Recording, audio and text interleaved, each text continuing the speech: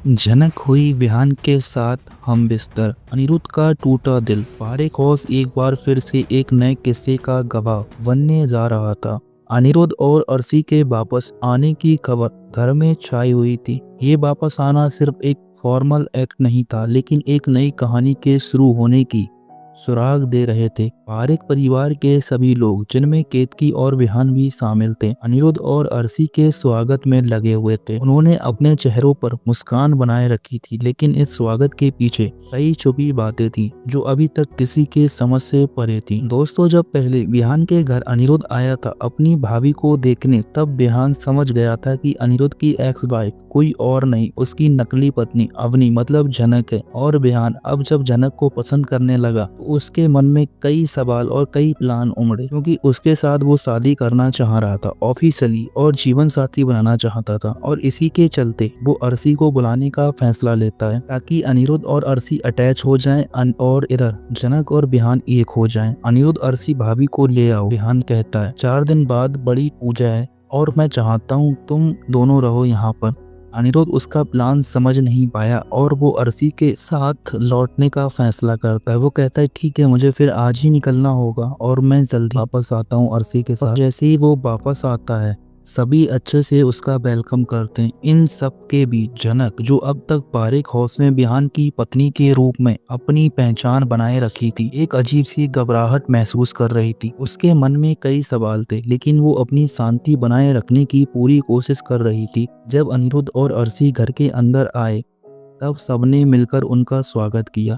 जनक ने अपना चेहरा साड़ी के पल्लू के पीछे छुपा रखा था ताकि अर्शी उसका असली वजूद पहचान ना ले। उसके मन में एक तूफान था, लेकिन उसके चेहरे पर एक भी भाव नहीं दिखाई दे रहा था। जैसे जैसे समय बीतता है, रात के समय था और सभी लोग अपने अपने कमरों में चले गए थे। अनिरुद्ध, जो अब भी अपनी पुरानी यादों के साथ जुड़ा हुआ था, एक अजीब सी फीलिंग से गुजरा। उसे लगा जैसे जनक अब भी उसके पास है और उसे बुला रही है, जैसे उसका वजूद कहीं आसपास हो। वो इस बात को इग्नोर करते हुए अपने कमरे में गया और अर्शी के साथ रिलैक्स करने की कोशिश करने लगा, लेकिन उसका मन शांत नहीं हो पा रहा था।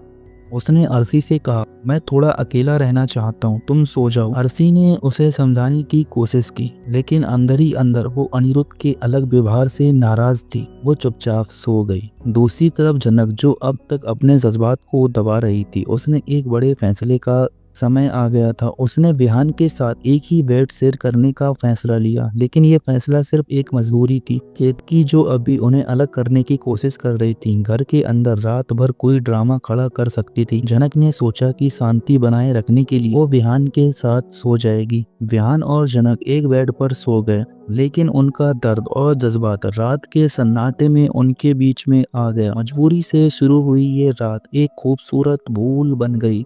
दोनों ने एक दूसरे के दर्द को समझा और ये जज्बात उन्हें एक मोमेंट में एक दूसरे के करीब ले आए। दोनों के दिल एक दूसरे की अहमियत को समझने लगे। एक दूसरे के पास होने की कंफर्ट और इमोशन साथ उन्हें एक अनजाने बंधन में बांध रहा था। विहान ने कहा, जनक, मैं जानता हूँ कि तुम्हारे लिए ये सब कुछ इतना मुश्किल है, लेकिन मैं हमेशा तुम्हारे साथ रहूंगा। जनक की आंखों में आंसू थे, लेकिन उन्होंने कुछ नहीं कहा।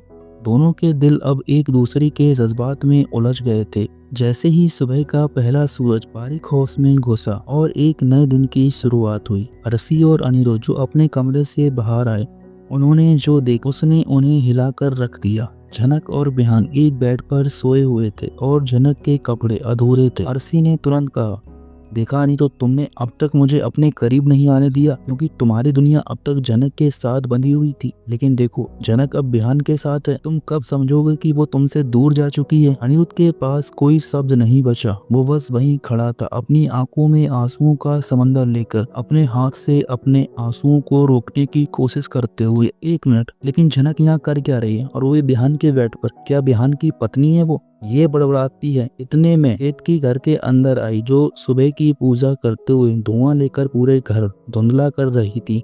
जब उसने ये सब देखा तो वो भी एक मोमेंट के लिए शौक में आ गई। उसने तुरंत कहा, ये लोग एक दूसरे के पास कैसे? ये सब क्या हो रहा है? और ये है भी तो कमरा बंद क्यों नहीं है? केतकी के शब्दों में एक गुस्से और अफसोस का मिलन था। उसने तुरंत अपने हाथ से एक पल्लू उठाया और झनक को ढकने की कोशिश की। झनक की आंखें धीरे से खुली और उसने सामने अनिरुद्ध को देखा। उसके चेहरा एक मोमेंट के लिए सोना हो गया। उसके हलक से एक भी शब्द नहीं निकला। अनिरुद्ध ने बिना कुछ बोले अपना सर झुका लिया और आंसुओं को छुपाने लगा और बस अपनी गर्दन हिलाकर वहां से चला गया। वो अपने कमरे में गया, अपने कपड़े लिए और बिना किसी को कुछ बताए नाश्ते के लिए बैठ गया। घर में सब लोग उसे देख रहे थे लेकिन वो शांत था, जैसे कुछ हुआ ही नहीं। अनिरुद्ध के दिल में एक फैसला हो चुका था कि वो अब इस रिश्ते से बेचैन समंदर में और नहीं जिएगा। वो अपने अंदर एक नई शक्ति और नई सोच लेकर घर से निकलने की तैयारी कर रहा था। लेकिन क्या वो झनक को अब कभी माफ कर पाएगा? क्या झनक और बिहान का ये रिश्ता अब एक और नई शुरुआत ले लेगा? और सबसे बड़ी बात, क्या ये जज्बात, दर्द और मजबूरी के बीच का सफर उन सबको नए मोड़ तक ले जाएगा? या फिर बिहान उसका फायदा उठाकर झनक को छोड़ देगा? या फिर अनिरुद्ध शो से बाहर चला जाएगा? आप सबको क्या लगता है दोस्तों? कमेंट करके हमें जरूर बताएं। मिलते हैं अपने नई वीडियो साथ, तब तक के लिए धन्यवाद।